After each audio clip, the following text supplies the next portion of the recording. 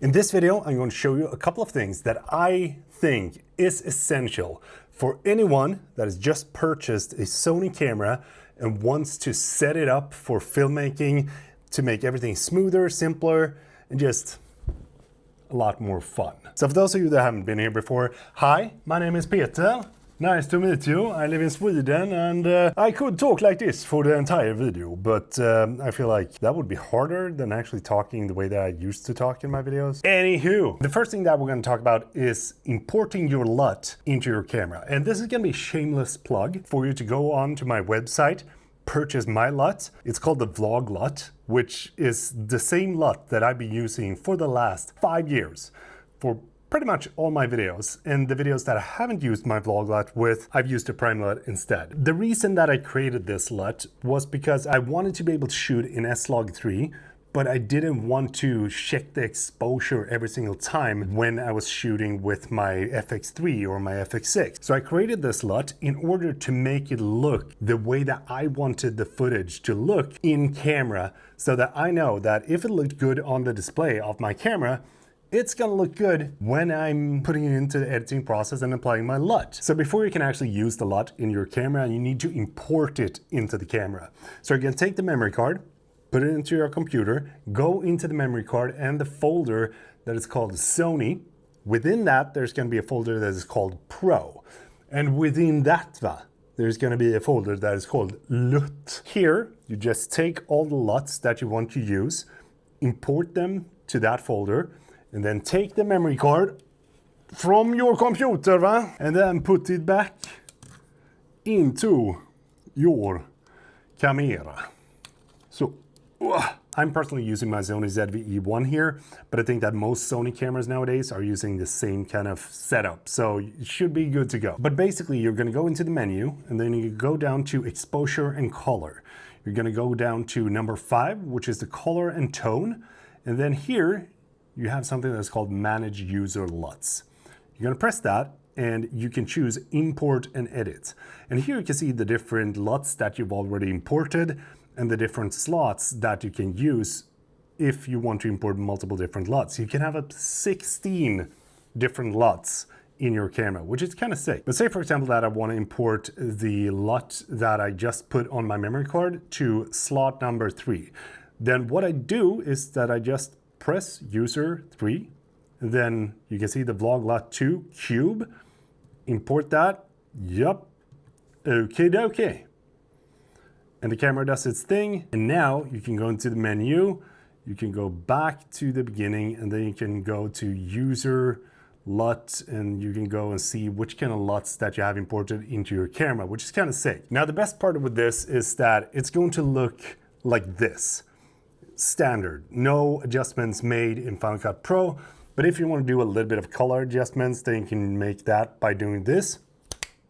And I'm not saying this because I have made the LUT. I'm saying this because I've actually used this LUT for such a long time, and it has helped me to make music videos, short films, B-rolls, you name it. Ever since the A7S III was released, I have used the same kind of way of color grading my videos, period. So if you want to do the same thing and want to have the same look on your videos, this is the way that I do it. So there you go. Next thing was something that I talked about in a previous video of mine, and that is grid lines. It just makes the entire framing process so much simpler because it splits up the entire monitor in 1, 2, 3 different sections that you can frame in simpler. It's not that it's going to create some sort of magic for the look of your video, but if you start framing your stuff that you're shooting according to the rule of thirds, it's probably going to look this much better than what it previously did if you didn't use this. So we're going to the menu, and then we're gonna go down to the shooting, and then you're gonna scroll down to the shooting display.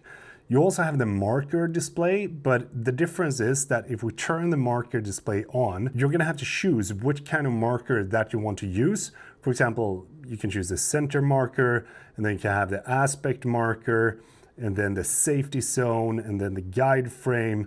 There's so many different things, but I have tried to have this on, and I just think it takes me out of the actual visual help that I need and just makes things look more complicated than what I need it to be in my camera. So instead of having the marker display turned on, we're gonna go up and we're gonna set that to off. We are going to go down to, or go up to the shooting display, and we're gonna choose grid line display on. And then we're gonna have grid line, diagonal, and square grid. This is just to make it easier to center stuff, but you can also have the rule of third grids. So this is the rule of thirds, and there's some very faint lines, but this makes it so much easier, in my opinion, to frame stuff rather than having all the white markers on your camera.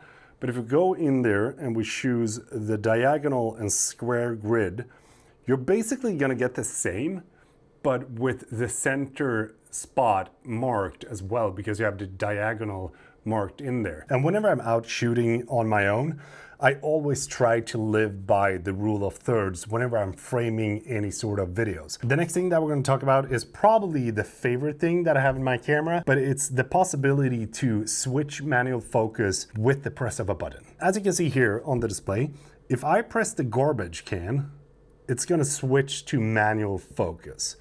And if I press it again, we're gonna go back to autofocus. You do have a switch on the side of the Sony lenses that is AF or MF, but one key feature that you can do when you have it set it up like this is that you can just use the center button to focus on the subject that you want. Say for example that I wanna shift the focus here, but I don't want the autofocus to hunt when I'm moving around the camera, because if I do like this and then move here, you're gonna see that the autofocus switches back to the knob that I got sitting on my vari-pole right there. But if I turn manual focus on and then choose this focus point and then move around, it's gonna stick to that focus point. But if I just want to switch back to this focus point instead, I just press the round button here in the back and it just switches back, simple as that. If I were to turn manual focus on the lens, then if I try to do the same thing, nothing happens. I can't do the manual focus. I need to actually turn the focus ring on the lens. But if I switch it back to autofocus and press it, then I can just switch the manual focus point with the round button in the back. And this makes the framing so freaking simple. And the setup for different kind of scenes, again, this is something that I used in the camping video that I made, where I just made sure that I had everything in manual focus, set it up, boom. Now, how do you set this up? Well, let me show you. We're gonna go into the menu, we're gonna go up to the toolbar, and then we're gonna go down to dial customize, and we're gonna go into video, because that is the focus that we have. Custom key dial set. And in here you have a bunch of different stuff that you can change, so you don't have to put it on the garbage can like I have. But it is the same on all my cameras. So if I were to change that, I would mess things up hard. But basically we go up to the rear. You can see here that we have a bunch of different buttons. So if I go to number 2, you can see that under autofocus and manual focus, and then AF MF, and then AF MF selector toggle. That is what you want to set up to the button that you want to have. Because again, if I press the garbage can, poof, we're in manual focus. Bam, back to autofocus. Well, you gotta give it a try right now if you're sitting and watching this video and setting it up, because this is gonna change your life when it comes to shooting videos if you haven't tried this so far. Talking about manual focus, there's another setting that I have that I use in all my cameras that is called focus peaking, and it's basically showing a little bit of red or white depending on what kind of color that you pick on the area that is in focus. For example, if I go in here and I choose peaking display, I always have that set to on, mid, and red.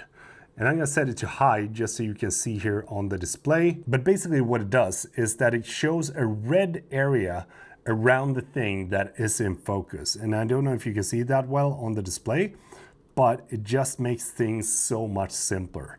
And whenever you focus on something, there's gonna be these red dots, maybe red lines. As soon as you get used to it, it's gonna help you so much. And I think that this is a no-brainer for any kind of video that I make. You know what's funny? I was actually thinking about just making 3 tips, and now I'm starting to show you my entire setup here that I got from my Sony cameras. But when you're shooting with the FX3 or ZVE1, something that I think is great is clear image zoom. And basically what it does is that it crops into the image, and you can use clear image zoom up to 1.5 times. So if you're shooting with a 1635 lens, that means that you can have a 16 to 50 millimeter lens without actually losing that much of resolution, because it's still going to record in 4K, which I think is sick. And the way that I've set this up is that I have it on the C2, as we have up here. We're gonna head into the menu, and then we're gonna go down to the toolbox once again. We're gonna go to dial customize and then choose video, and we're gonna go up to rear.